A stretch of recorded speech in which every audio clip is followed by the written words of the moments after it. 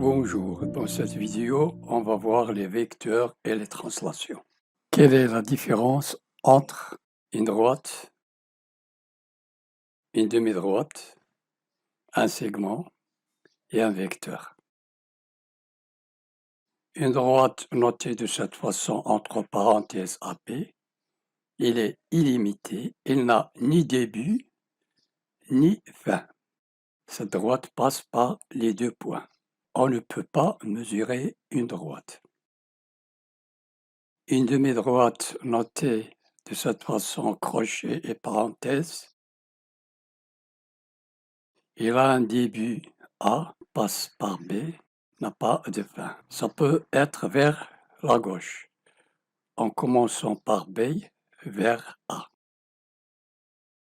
Un segment est une droite délimitée par deux points A et B. Il y a un vecteur représenté par une flèche, le vecteur AB.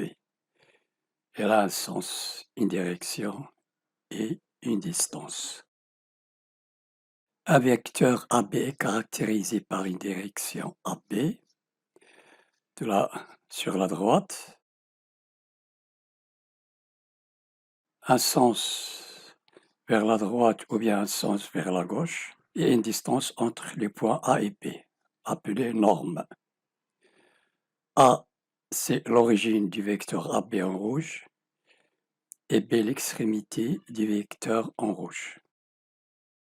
Le vecteur nul, représenté de cette façon, le vecteur AB est nul, est égal au vecteur 0. Je diminue la distance entre A et B. Je diminue encore. Le point B est confondu avec le point A. Pas de distance, pas de sens. C'est le vecteur nul, égal à 0. La norme du vecteur nul est égale à 0. Le 0 avec une flèche entre deux barres verticales. Le vecteur nul n'a ni direction ni sens. Le point A, je peux le représenter comme vecteur nul, le vecteur AA. Vecteur opposé, j'ai le vecteur AB et j'ai le vecteur BA. AB vers la droite, BA envers vers la gauche. Le vecteur AB est égal à moins le vecteur BA. Ou bien le vecteur BA est égal à moins le vecteur AB. Deux vecteurs non nuls qui ont la même direction, la même norme, mais leurs sens sont contraires, sont opposés. Vecteurs égaux. Deux vecteurs égaux si et seulement s'ils ont la même direction, le même sens et la même norme. Si le vecteur AB est égal au vecteur CD non aligné, sur deux droites différentes, le vecteur AB, le vecteur CD, constitue un parallélogramme ABDC, mais attention, pas ABCD. Les côtés opposés sont égaux 2 à 2. Les côtés en rouge et les côtés en bleu. Les côtés opposés sont parallèles aussi. Les angles opposés sont égaux 2 à 2. Les deux angles en vert et les deux angles en noir. Les diagonales se coupent en leur milieu par le point O. OA est égal à OB et OB est égal à OC. La somme de deux vecteurs. J'ai le vecteur AB, le vecteur AB. Je trace la parallèle à AB qui passe par B. Et je trace la parallèle à AD qui passe par le point B. J'ai ma diagonale AC. Je peux utiliser la règle l'équerre et le compas pour tracer un parallélogramme. Le vecteur AC est la somme des vecteurs AB et AB si A, B, C, D est un parallélogramme. A, B, C, D.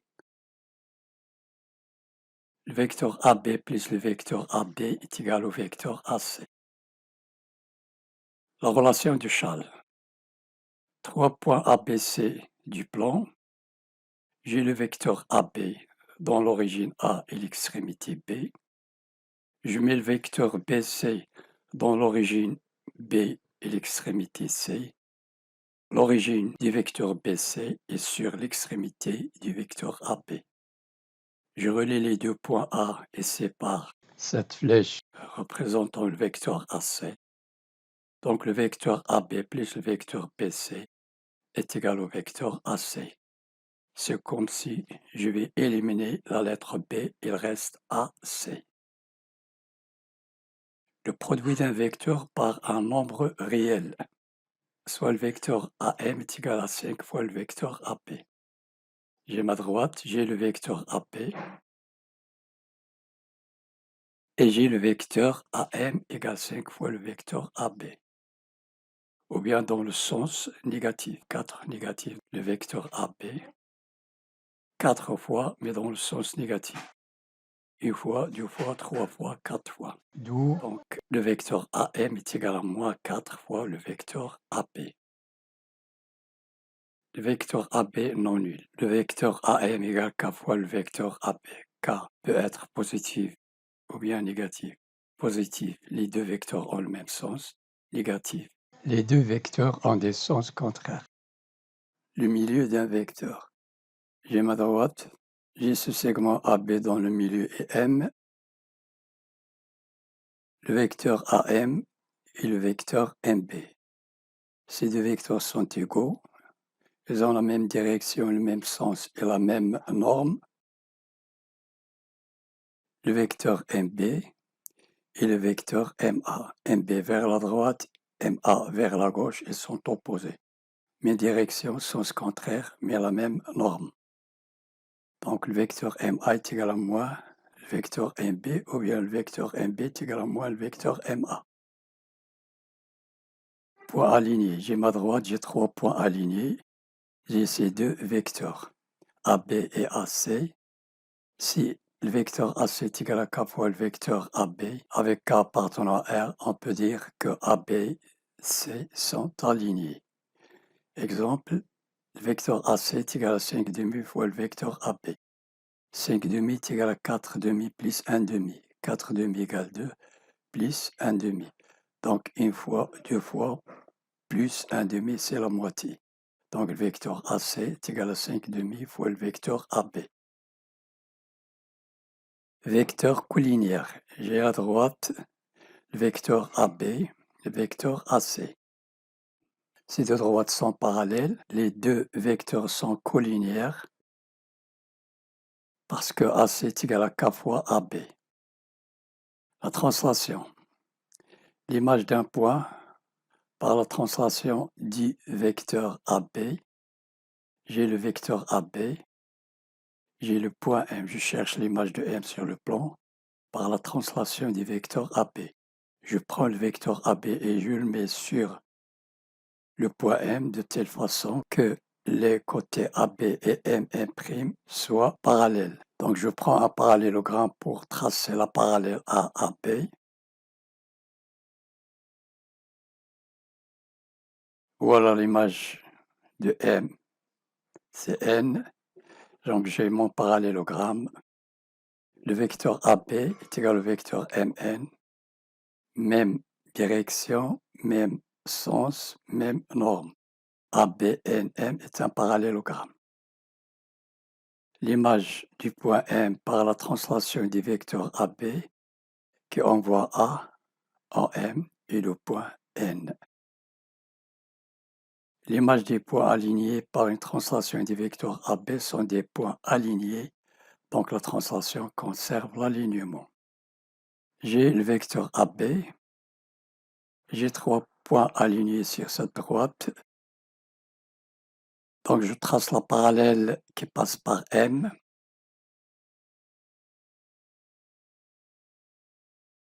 L'image de M par la translation du vecteur AB est ici, et M'. L'image de N par la translation du vecteur AB est M'. Et l'image de O par la translation du vecteur AB et O'. Donc, l'alignement des images imprime, O', d'où la conservation de l'alignement par la translation du vecteur AB. J'ai le vecteur MM', NN', O'. L'image d'un angle par une translation du vecteur AB est un angle de même mesure, d'où la translation conserve aussi la mesure des angles. J'ai le vecteur AB, j'ai cet angle constitué par ces deux côtés, donc DCE. Donc je trace la parallèle qui passe par C. L'image de C par la translation du vecteur AB. Voilà, l'image est ici de C par la translation de ce vecteur AB. Et la translation du vecteur AB, il est ici. Et je cherche l'image de E par la translation du vecteur AB. Et la translation du vecteur AB pour trouver l'image de D. Donc j'ai trois vecteurs ici. L'image de cet angle est D', C', E'. Cet angle est égal à cet angle. L'angle DCE est égal à l'angle D', C', E'. D'où la conservation de la mesure des angles.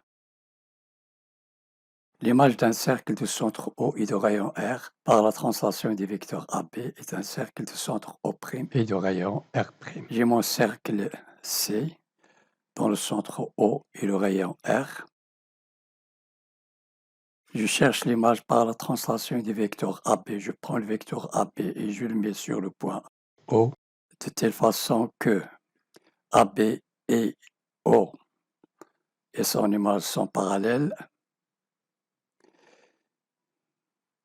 L'image de ce point du cercle, il est ici.